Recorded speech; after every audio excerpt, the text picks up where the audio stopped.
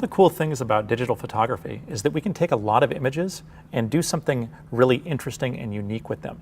So what I'd like to talk about is panorama and creating panoramas from your still images. There are a couple of things that you should know in the field. You want to make sure that your content overlaps by about 20–25%. So just make sure that your images overlap a bit. You want to rotate on the same axis. So I'd like to put my finger inside the tripod socket and just rotate the camera. If you're shooting mobile, just try to be even and keep the same horizon. And to the degree that you can, hold the exposure across them. And that means just monitor the light from the same part of the image. Once you're in Photoshop, it's actually really easy. Photoshop does the work for us. We're going to come down to Automate, where all sorts of cool things are hidden away, and we're going to go to Photo Merge. And I'm going to browse here and just shift-click to select my 5 images from my panorama. Now, this is one of those spots where I can just leave it on auto. I'm not going to do anything, I'm just going to let Photoshop do it. I'm going to click OK, and what's going to happen is Photoshop is going to open each of these images and it's going to align them together. And even though they might not blend together perfectly, it's going to blend them for me. And as I can see, I get a great panorama.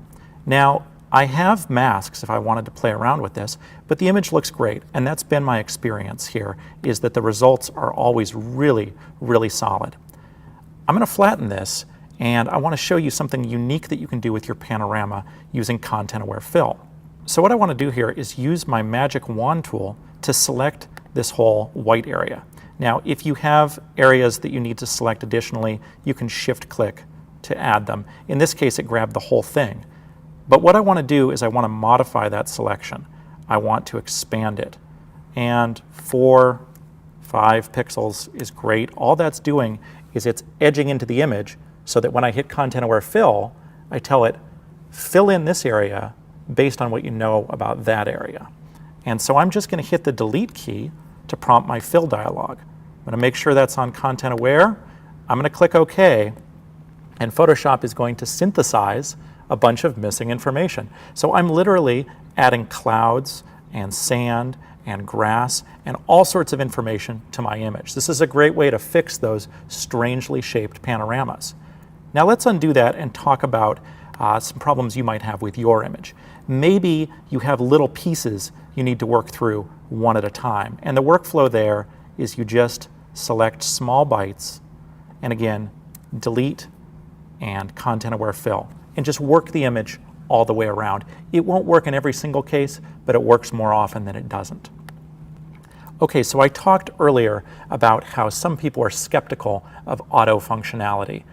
It really does work great with panoramas. Let me show you just how well it works.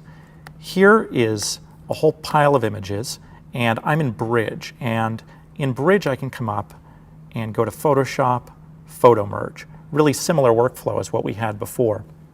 I'm going to get the same dialog, and I'm showing you this because this is based on a mistake I made a couple years ago.